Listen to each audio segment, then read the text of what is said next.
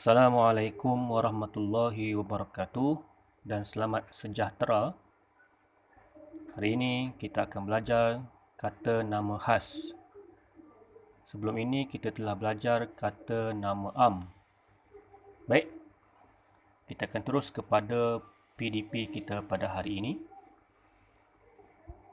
Kata nama khas ialah kata yang merujuk kepada manusia, bukan manusia, haiwan, benda, sama ada ia hidup atau tidak hidup.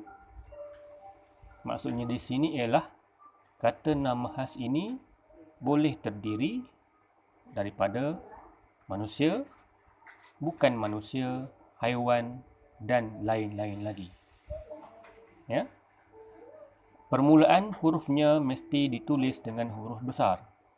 Maksudnya di sini kata nama khas mesti di awal perkataannya, huruf awal perkataannya mestilah ditulis dengan huruf besar. Sekiranya perkataan itu di tengah-tengah ayat, ia masih sama, iaitu perlu ditulis dengan huruf besar. Jadi bagaimana kita hendak mengetahui perkataan itu ialah kata nama khas? Baik, minggu sebelum ini kita telah belajar kata nama am. Kata nama am ialah kata nama sesuatu benda secara umum. Kemudian hari ini kita belajar kata nama khas. Baik, bagi memudahkan kefahaman murid-murid semua, cikgu akan ambil contoh ya di sini ya. Contoh mudah yang cikgu ambil ialah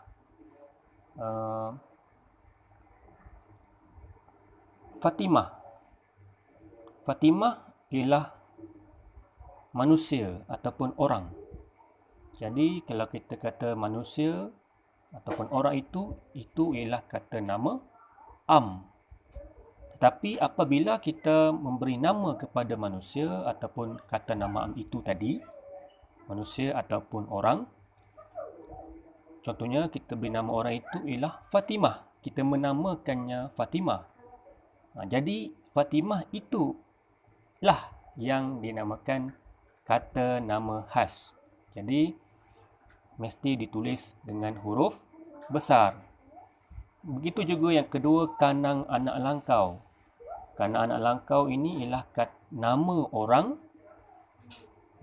Sarawak, orang berbangsa Iban. Jadi ditulis dengan huruf besar. Dr. Mutusami. Mutusami ialah orang. Jadi kita telah namakannya Mutusami. Jadi M tu huruf besar sebab ia adalah kata nama khas. Doktor ialah pekerjaannya. Apabila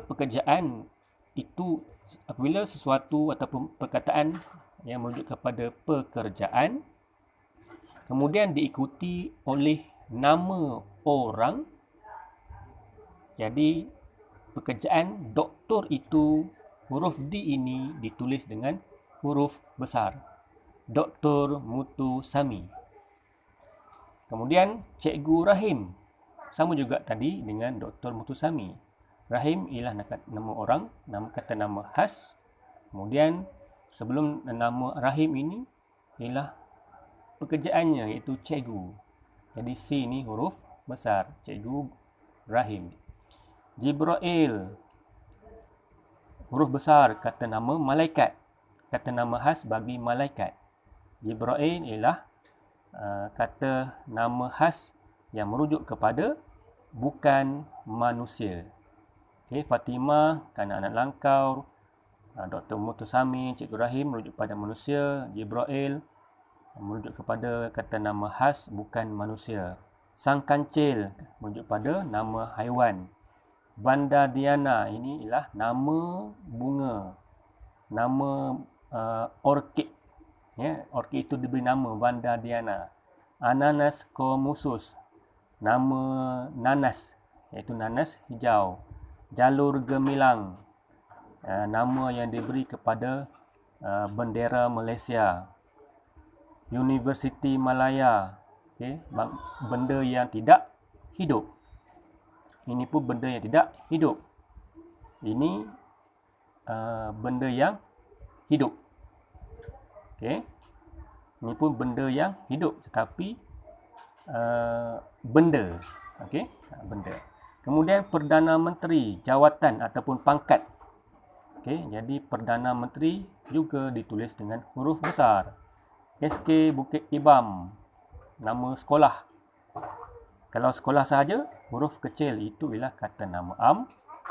Tetapi apabila kita memberikan nama kepada sekolah itu, contohnya ialah SK Bukit Ibam, maka ia telah berubah kepada kata nama khas. Baik, ya? Kemudian contoh ayat. Ini ialah di tengah-tengah ayat. Maaf, ini ialah di awal ayat. Kanang anak langkau ialah seorang tokoh ketenteraan yang berani dalam mempertahankan tanah air. Jadi, tadi telah dipelajari nama orang ialah kata nama khas, jadi mesti ditulis dengan huruf besar pada awal hurufnya. Okey, kemudian seterusnya pada 31 Ogos setiap tahun, masyarakat Malaysia akan mengibarkan jalur gemilang. Di sini ada 3 kata nama khas, iaitu berkenaan dengan bulan. Kemudian negara kita, negara Malaysia, benda yang tidak hidup. Kemudian jalur gemilang. Tadilah contoh sudah diberi tadi. Okey. Jadi kesimpulannya di sini, inilah rumusan. Kata nama khas terbahagi kepada 2, iaitu hidup dan juga tidak hidup. Manakala bagi kata nama khas yang merujuk kepada benda yang hidup, boleh dipecahkan ataupun dibahagikan pula kepada 2, iaitu manusia, benda hidup manusia, dan juga hidup bukan manusia. Ya. Jadi cikgu rasa itu sahaja untuk keterangan pada hari ini.